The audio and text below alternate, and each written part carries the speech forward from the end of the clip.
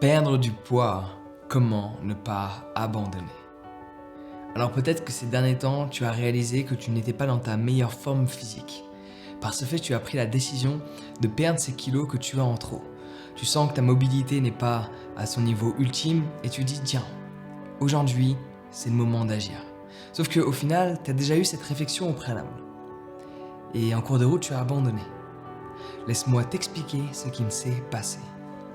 Beaucoup de gens se réveillent un jour avec plein de motivation, plein de détermination de créer le changement qu'ils veulent expérimenter dans leur vie. Que ce soit au niveau de leurs finances, au niveau de leur santé physique, au niveau de leur santé émotionnelle. Ils sont déterminés, mais au bout de quelques jours ou de quelques semaines, ils abandonnent. Et c'est le principe des abonnements des salles de sport. Ils savent que les gens vont abandonner. C'est pour ça qu'ils veulent absolument que tu payes à l'année. Parce que si tu payes au mois, ils savent très bien que à un moment donné, tu vas arrêter de payer, étant donné que tu vas arrêter de venir. De par le fait que tu auras abandonné le changement que tu souhaitais tant expérimenter. Parce que tu te bases uniquement sur une chose, ta motivation. Chose qu'il ne faut absolument pas faire. Je m'explique. Si tu veux perdre du poids, il y a différentes méthodes. Tu as bien sûr réduire les calories, donc réduire, pour simplifier, la nourriture que tu consommes, quelle qu'elle soit, sans pour autant manger des aliments extrêmement gras, sucrés ou salés, ça je le sais déjà, et faire du sport. Tu peux utiliser les deux, augmenter ta quantité de sport et diminuer légèrement la nourriture. Cependant, ça peut être très dur de faire ça. Moi, ce que je te recommanderais, on serait d'augmenter le sport dans tous les cas et d'en faire tous les jours. Et attention, il y a quelque chose de spécifique qui va te permettre de ne pas abandonner.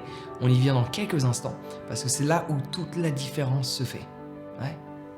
Au niveau de l'alimentation, il faut que tu jeûnes de temps en temps. Donc je ne vais pas te dire de réduire tes repas, de réduire tes quantités, sauf si bien sûr tu manges 2 assiettes à chaque fois. Là, il va falloir faire quelque chose. Tu n'es pas obligé de manger le goûter. Les 3 repas par jour ne sont basés sur strictement aucune étude. Les 3 repas par jour, il n'y a aucune étude scientifique qui dit qu'on est censé manger 3 repas par jour. Donc je sais que ça te fait plaisir de manger, moi aussi, je l'admets. Sauf de temps en temps, fais un petit jeûne le soir. Parce que le but de la nourriture, c'est d'apporter de l'énergie. Cette énergie sous forme de calories, que tu vas utiliser à travers tes déplacements physiques. Chose qui est réduite chez la plupart des gens, de par le fait que la plupart des gens travaillent derrière un bureau. La plupart. Ou debout statique, pour certains boulots. Il y a encore quelques boulots où on est en mouvement. Tu vois, je suis en mouvement. Mais mouvement léger quand même. Hein. Je suis partie des gens qui travaillent derrière un bureau. Ouais. Et ça n'a pas toujours été mon cas. Avant, je courais dans tous les sens. Hein. Mais bon, ça va. On va pas s'en plaindre de ne plus bouger. Ça a été un choix de vie. Ne jamais se plaindre d'un choix que l'on a fait. Règle numéro 1. Règle numéro 2, ne jamais se plaindre tout court. Ça ne sert à rien. Et ça ne mène nulle part. Bon, revenons à ce qu'on disait.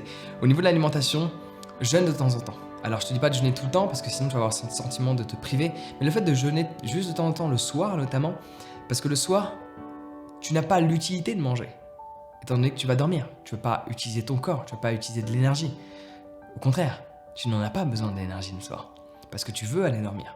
Donc moi, je te recommande de jeûner de temps en temps, faire un jeûne intermittent le soir, de le faire de temps en temps, 2-3 fois par semaine, et même pourquoi pas une fois tenter un petit jeûne d'1 jour, voilà, avec ce challenge de dire je suis capable, etc. Et d'augmenter le sport. Mais là où la chose a pu être essentielle, parce que forcément si tu veux perdre du poids, à part ne pas manger pendant je sais pas combien de jours, et forcément il y a de grandes chances que tu te jettes sur la nourriture après, parce que si tu as des tendances d'addiction alimentaire, automatiquement si tu te prives pendant trop longtemps, ça va pas le faire, c'est le problème des régimes. C'est pour ça que je te recommande plus de ne pas réduire ta quantité de nourriture, mais juste de faire un jeûne intermittent de temps à autre, parce que si tu réduis ta nourriture tout le temps, tu auras faim tout le temps. Donc tu vas être frustré tout le temps. Laisse-moi répéter ça. Si tu réduis ta nourriture tout le temps, tu vas être frustré tout le temps. Et le but ne pas... Je recommence. Ça fait longtemps qu'on n'a pas fait ça, ouais. Le but n'est pas d'être frustré. Dans quelle que soit la situation de ta vie, et encore moins quand tu veux expérimenter quelque chose. Encore moins quand tu veux un changement. C'est positif. Être frustré, c'est négatif. C'est pas compatible. Ouais. Donc il ne faut pas créer de la frustration. C'est pour ça que jeûner un repas de temps en temps, tu vas pas avoir de la frustration parce que tu n'auras pas mangé. Tu n'auras pas activé ce « Oh my gosh, oh c'est trop bon ». Parce que la nourriture, pour beaucoup de gens, c'est comme de la drogue. Tu prends l'exemple d'une personne qui fume du cannabis, tu lui donnes un joint et tu lui dis fume juste une taf. La personne, elle pourra pas s'arrêter au bout d'une taf. Non. Par contre, elle a plus de chances de ne pas fumer à cette tranche horaire-là. C'est plus facile parfois de ne pas fumer, de ne pas manger, que de manger peu ou de fumer peu. Parce que forcément, tu vas créer l'envie. C'est comme si tu veux ne pas manger et tu mets des cookies devant toi, si t'es sucré. Ça peut pas fonctionner. Donc enlever les choses de ton environnement, déjà ne plus les avoir, même dans tes placards, offre-les à tes voisins. Tous les trucs qui sont malsains, que tu devrais pas manger, qui sont néfastes pour ta santé, et ta masse corporelle, et ta graisse viscérale et tout ce qui va avec, ça, on jarte. Donc ne faut pas créer de la frustration. Ne pas manger un soir, ça peut être un challenge. Et en plus, tu vas aller dormir, couche-toi tôt, comme ça tu as moins la sensation de faim. C'est une sorte de petit hack.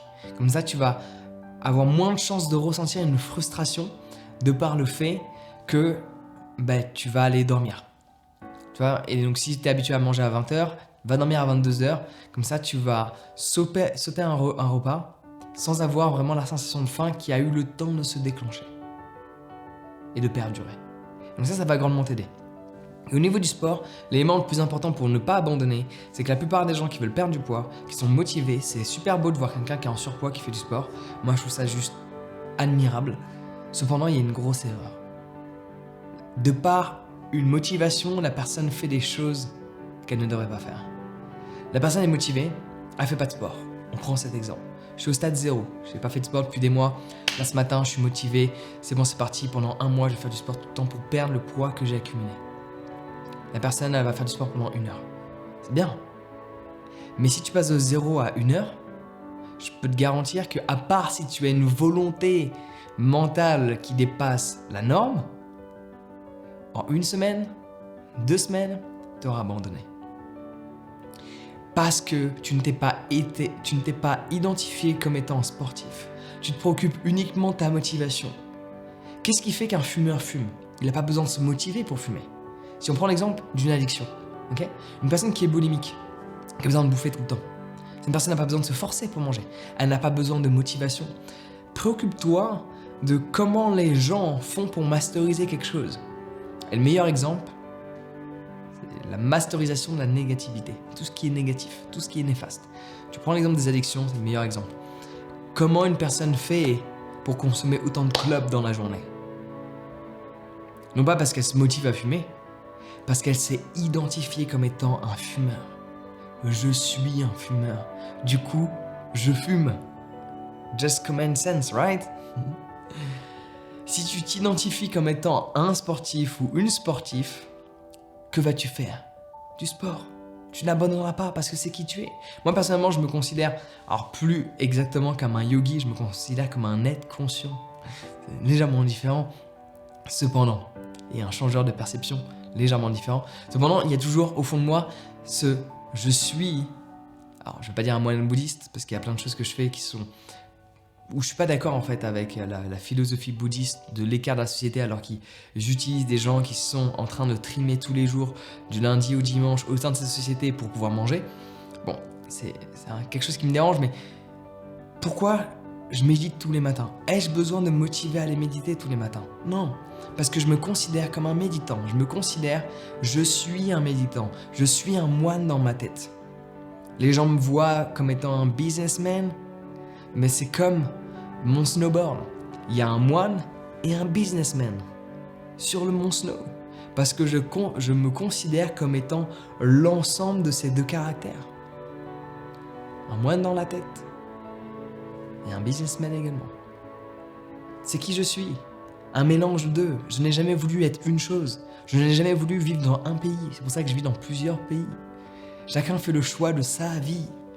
Et quand tu es clair sur ton identification, sur ta propre perception de qui tu es, à ce moment-là, tu n'as plus besoin de motivation. À ce moment-là, cela est qui tu es. Et quand cela est qui tu es, quand tu te penses être « je suis un méditant », tu n'as pas besoin de te motiver pour aller méditer. Quand tu te penses « je suis un yogi », j'ai pas besoin de me motiver tous les matins à faire du yoga. Je me considère comme un sportif. Avant, je faisais le matin, maintenant je fais plus à 17h, ça me crée une seconde journée. Bon, c'est un nouveau truc que je suis en train de tester, mais je fais du sport tous les jours. Pas pendant 1 heure. Tous les jours, je fais au minimum 15 minutes, parfois je vais faire 1 heure, ça dépend, j'ai pas forcément de règle là-dedans. Mais je vais faire le sport, non pas par motivation, mais parce que je me considère comme un sportif. Je me considère comme un méditant. Je me considère comme un yogique. Je me considère comme un créateur. C'est pour cela que j'arrive à créer autant de vidéos. Ouais. Donc, il ne faut pas que tu te lances de 0 à 1 heure de sport. Oublie les 1 heure. Pendant 1 mois, oublie de perdre du poids. Alors, tu peux écouter ce que les gens te disent sur Internet. Alléluia, tu seras content, tu vas perdre quelques kilos. Au bout de 2 semaines, tu vas abandonner et tu vas les reprendre. Tu as cette solution. Soit, tu me fais confiance. Pendant 1 mois, oublie de perdre des kilos. Fais 10 minutes de sport et oublie de perdre des kilos. Fais 10 minutes de sport tous les jours et oublie de perdre des kilos. Oublie. Cours un peu, fais quelques pompes, quelques abdos, quelques cuisses, fais ce que tu veux. Fais en sorte que tout ton corps soit utilisé. Les bras, les cuisses, les mollets, les abdos. Fais en sorte de mettre ton corps en mouvement avec différents exercices. Ceux que tu veux, ceux de ton choix. Mais oblige-toi tous les jours, du lundi au dimanche, à faire 10 minutes minimum. Et à la limite, le dimanche, si tu as plus de temps, fais une demi-heure. Mais sinon, tous les autres jours, fais que 10 minutes pendant 1 mois. Que 10 minutes. À la fin du mois, tu vas te considérer comme un sportif. Et à ce moment-là, tu pourras commencer le vrai travail. Parce qu'à l'heure actuelle, il faut que tu t'identifies comme étant un sportif. Sinon, tu abandonneras, comme la plupart des gens l'ont fait précédemment. Si tu ne veux pas que cela t'arrive, ou que cela te re-arrive, identifie-toi comme un sportif. Et le seul moyen de le faire, c'est de faire du sport tous les jours. On devient ce que l'on fait tous les jours. Nous sommes des hommes et des femmes d'habitude. Dis-moi ce que tu fais et je te dirai qui tu es. Donc fais du sport tous les jours, 10 ou 15 minutes, pas plus si tu étais à 0. Et à la limite le dimanche, offre-toi une petite session d'une demi-heure, pas plus. Et dans 1 mois, tu pourras doubler le temps de tous les jours si tu le souhaites. Mais pendant 1 mois, fais juste un peu, mais tous les jours. Et pas d'excuses. Ne rate pas un seul jour. Ok ? Alors bien sûr, si tu veux maximiser cette volonté, cette détermination, quand tu as confiance en toi, qu'est-ce que tu fais ? Tu respectes tes décisions. Je décide de faire du sport, je décide de faire quelque chose, par exemple, la douche froide. Je décide de prendre une douche froide. Ça veut dire qu'il n'y a pas d'option. Ça veut dire que je la prends. Parce que j'ai confiance en qui je suis et je respecte mes décisions. Et c'est comme ça qu'une vie change. Ouais. Donc ce que tu peux faire, c'est télécharger mon guide sur la confiance en soi qui va t'aider à découvrir le process exact pour respecter tes propres décisions. Le lien est dans la description. Sur ce, prends soin de toi et passe une excellente journée.